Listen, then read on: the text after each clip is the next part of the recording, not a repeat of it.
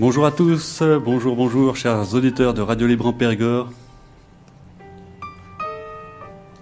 On se retrouve donc ce lundi pour la chronique des libres penseurs avec Jean-Louis Bagot. Bonjour Jean-Louis. Bonjour. Donc, comme chaque lundi, le groupe Fred Zeller et Libre Penseurs de Dordogne va intervenir pendant un quart d'heure pour vous donner un éclairage sur un sujet qui est toujours finalement un sujet d'actualité, même si parfois nous revenons un petit peu sur des aspects historiques. Donc, la semaine dernière, Jean-Jacques Brière de Lille a expliqué en quoi la laïcité était une valeur universelle, que ce n'était en rien une quelconque spécificité française, voire une exception gauloise, avec tous les entendus que ça peut représenter, donc une notion qui serait obsolète, une notion qu'il faudrait effectivement remettre en cause. Non, la laïcité est bien une valeur universelle. Cela s'est traduit dans la volonté des libres penseurs, et ça, dès qu'ils ont commencé à s'organiser au début du XIXe siècle et pendant tout le XIXe siècle, c'est toujours été un mouvement conjoint entre la construction d'organisations au plan national, de groupes qui se sont fédérés, qui par différents chemins ont constitué des organisations au plan national, et la construction d'organisations internationales. Nous aurons l'occasion dans de prochaines émissions de revenir sur cet aspect très historique avec des congrès internationaux importants, comme par exemple le congrès de Rome. Nous allons aujourd'hui être beaucoup plus proches de l'actualité avec la fondation en 2011 de l'Association internationale de la libre pensée. Nous l'avons évoqué la semaine dernière. Cette fondation a été importante parce que pour tous les congressistes qui ont pris cette décision importante, il était clair qu'il s'agissait de se doter d'un outil au plan international qui allait pouvoir prendre des initiatives, intervenir sur l'ensemble des sujets de société et surtout chaque fois que la laïcité était mise en cause. Et dès son congrès de fondation, dans le cours même de son congrès de fondation, l'Association internationale de la libre pensée, l'AILP, a pris deux décisions importantes, à savoir organiser dans les 6 mois un colloque international à Beyrouth sur un thème démocratie, laïcité, séparation. Et deuxième décision, d'organiser également, dans une échéance d'une année à peu près, avec des amis du Chili et d'Argentine, un congrès continental, Mexique, Amérique centrale, Caraïbes, Amérique latine, sur ce même thème, donc démocratie, laïcité, séparation. Les conférences internationales, pour prendre un terme générique, sont toujours des choses très complexes à organiser, et y compris sur le plan pratique. Mais là, les difficultés étaient quand même de plusieurs ordres, puisqu'il s'agissait d'une organisation qui venait d'être fondée. Je rappelle que la fondation de l'AILP, c'est Oslo, le 10 août 2011. Et organiser en 6 mois un colloque à Beyrouth, c'est une vraie gageure. Parce que le contexte de Beyrouth, il est connu.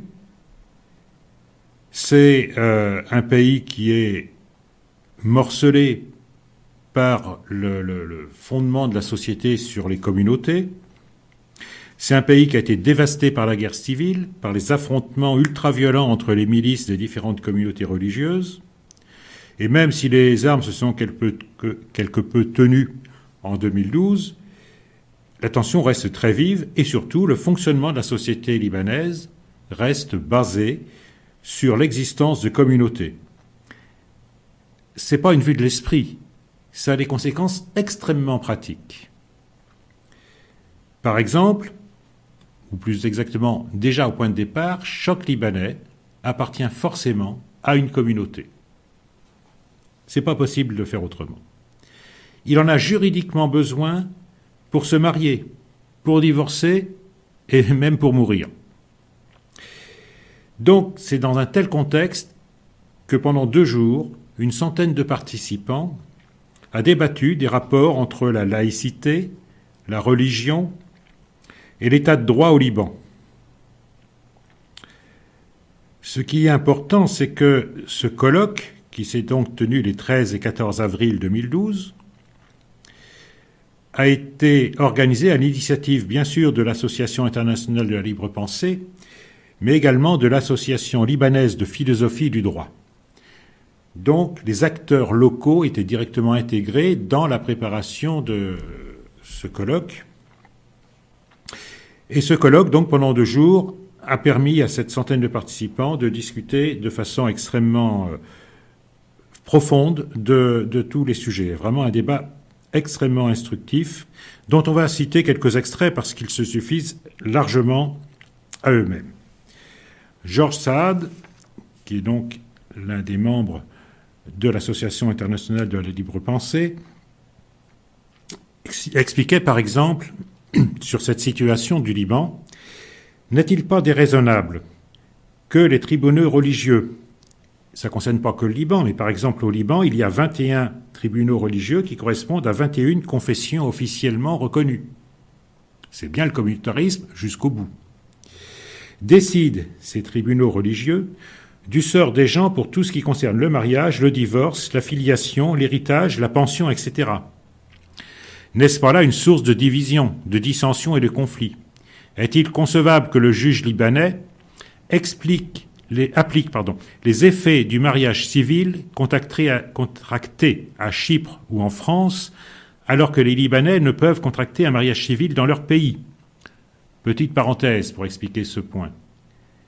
Il n'est pas possible de se marier civilement au Liban. Les Libanais qui ont la volonté de se marier civilement vont le faire à Chypre ou en France, et on aboutit à cette contradiction où, au Liban, comme on vient de l'expliquer Georges Saad, le juge libanais applique les effets d'un mariage civil contracté à Chypre ou en France, alors qu'au Liban même, les Libanais n'ont pas la possibilité de se marier civilement. Même les athées libanais, et je reprends la citation de Georges Saad, même les athées libanais sont obligés de se comporter confessionnellement parfois, par crainte du fanatisme de l'autre, surtout lorsque l'autre représente une majorité quantitative. L'Association libanaise de philosophie du droit pense que la laïcité est un passage indispensable vers un État de droit, vers l'unité nationale et pour éviter l'avènement du projet fédéral, voire la partition du pays.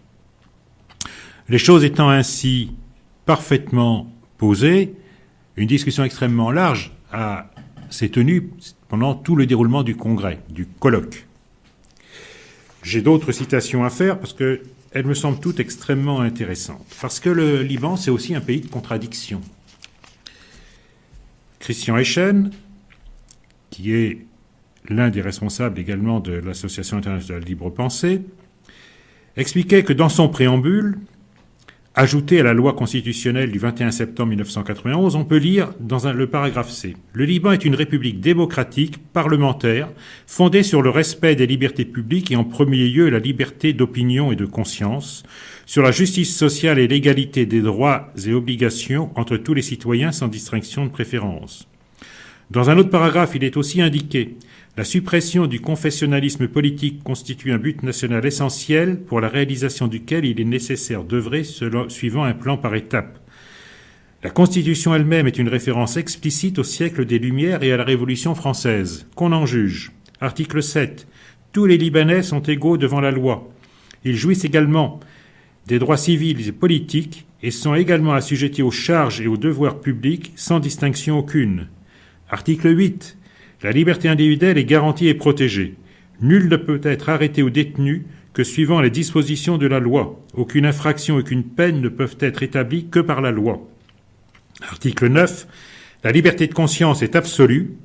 C'est quand même pas rien que ceci soit inscrit dans la Constitution. En rendant hommage au Très-Haut, l'État respecte toutes les confessions et en garantit et protège le libre exercice, à condition qu'il ne soit pas porté atteinte à l'ordre public. Il garantit également aux populations, à quelques rites qu'ils appartiennent, le respect de leur statut personnel, de leurs intérêts religieux. L'article 13. La liberté d'exprimer sa pensée par la parole ou par la plume, la liberté de la presse, la liberté de réunion et la liberté d'association sont garanties dans les limites fixées par la loi. Donc ce qu'on peut constater, c'est que comme dans la Déclaration française des droits de l'homme et du citoyen du 26 août 1789, il y a à la fois l'évocation d'un être suprême, on l'a vu dans l'article 9, la liberté de conscience est absolue en rendant hommage au Très-Haut, etc., etc., donc dans le texte de la Constitution libanaise. Et donc il y a l'évocation d'un être suprême et aussi la liberté de conscience. C'est un point qui est un petit peu commun donc à la Déclaration des droits de l'homme de 1789 et à la Constitution libanaise. Mais ceci constitue une contradiction juridique de tout à fait premier ordre. Et cela montre bien que les grandes déclarations, les grands principes énoncés dans une constitution, s'il est important qu'ils y soient inscrits, ne constituent pas en eux-mêmes une garantie suffisante pour que s'exerce la liberté de conscience, pour reprendre ce terme-là, qui se traduit nécessairement sur le plan de l'organisation de la société par une disposition qui doit être inscrite et respectée par tous, le principe de laïcité, dont on voit bien ici qu'il est un principe universel. Donc ça a été tout à fait au centre de la discussion. Alors bien évidemment, je ne vais pas reciter toutes les interventions qui ont été faites pendant 2 jours, ça serait tout à fait impossible en un quart d'heure. Les conclusions de ce colloque, dans les grandes lignes, je peux le dire parce que c'est quelques lignes, c'est très rapide. Donc, lors du colloque, etc., réuni à Beyrouth les 13 et 14 avril 2012, à l'initiative, je ne reviens pas là-dessus, beaucoup aspirent à la sortie du confessionnalisme politique qui enferme les individus dans leur communauté d'appartenance. L'aspiration à l'égalité des droits est grande. État laïque, État civil sont très certainement les moyens de préserver et de promouvoir l'unité de la nation libanaise. En présence de membres de différentes communautés existantes au Liban, de religieux, de laïcs, de libres penseurs, de représentants de députés, un débat courtois mais intense a eu lieu sur l'ensemble de ces questions. Les participants, dans leur grand nombre, estiment que la tenue de ce colloque est un premier pas positif dans la voie de la sécularisation de la société et des institutions pour la mise en place d'un État civil, prélude à un État laïque. Ils décident de poursuivre ensemble ce nécessaire débat avec l'ensemble des composantes, etc. L'essentiel est dit, il y a bien la nécessité d'avoir au Liban une loi équivalente à ce que peut être en France la loi de 1905. Alors, je conclurai le propos par une réflexion sur ce qu'il se passe en France. Parce qu'en France, nous avons une constitution qui reconnaît la laïcité comme un principe institutionnel.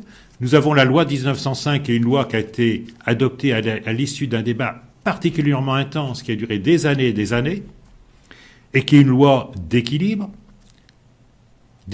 entre l'État qui garantit à chaque citoyen la totale liberté d'appartenance ou pas, de croyance ou pas à une religion. Et la contrepartie, c'est qu'en aucun cas, en aucune situation, la République, ses représentants officiels, ses insignes ne peuvent être mêlés à une quelconque confession religieuse. Et ce principe, on s'aperçoit qu'il est bousculé, pour pas dire plus, quotidiennement par les représentants de l'État, d'un Premier ministre qui va participer à une messe de béatification ès-qualité, à un maire local de notre région qui met des gerbes ornées du ruban tricolore au pied de croix religieuses, la laïcité est bafouée. C'est quelque part ne pas comprendre l'importance de ce dispositif, de cette garantie que nous avons en France, et aller dans la voie du communautarisme, puisque quelque part on est en train de tenter, c'est du moins ce que voudraient certains, quand on parle de laïcité plurielle, la laïcité suffit elle-même, elle n'a pas besoin de qualificatif, mais quelque part on est en train de tenter de substituer le principe fondamental de la loi de 1905, l'État ne reconnaît, ne subventionne, ni ne salarie aucun culte. Et on essaye de transformer ça, ou certains voudraient le transformer en l'État reconnaît, subventionne et salarie tous les cultes. Et ça, c'est la voie ouverte au communautarisme, au multiculturalisme. Et je vais citer juste un exemple pour montrer où ça va. Il y a un pays qui a introduit ce qu'ils ont appelé les accommodements raisonnables. C'est le Canada.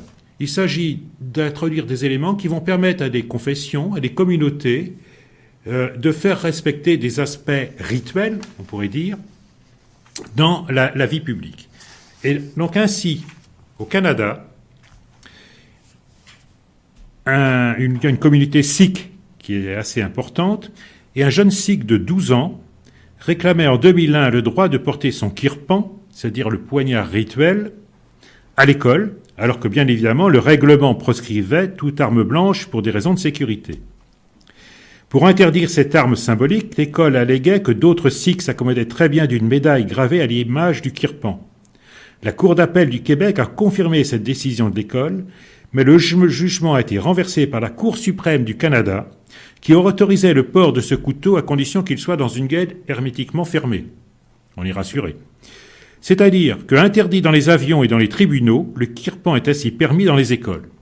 Ça montre surtout que les conservateurs religieux, quelle que soit leur confession, les sikhs dans ce cas particulier, mais on pourrait trouver des exemples dans chaque religion, les conservateurs religieux n'hésitent pas à aller contester jusqu'en Cour suprême un règlement de sécurité à l'école, et en plus à un moment concernant le Canada où le Québec procédait à une déconfessionnalisation de ses écoles.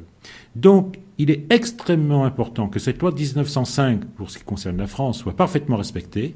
À partir du moment où on s'engage dans la voie du communautarisme, on s'engage dans une voie qui peut aboutir, toute proportion gardée, à l'exemple que je viens de donner pour le Canada. D'accord. Merci beaucoup, Jean-Louis, pour cette chronique. Donc, on se retrouve la semaine prochaine, à lundi, pour la suite. Enfin, une autre chronique. Donc. Une autre chronique, probablement toujours sur le plan international. On a engagé une discussion pour montrer la valeur universelle du principe de laïcité. Effectivement, c'est un sujet important parce qu'on entend beaucoup trop souvent associer la laïcité à la française en voulant indiquer que ça serait là quelque part un concept dépassé. Au contraire, pour nous, c'est quelque chose d'une très grande modernité.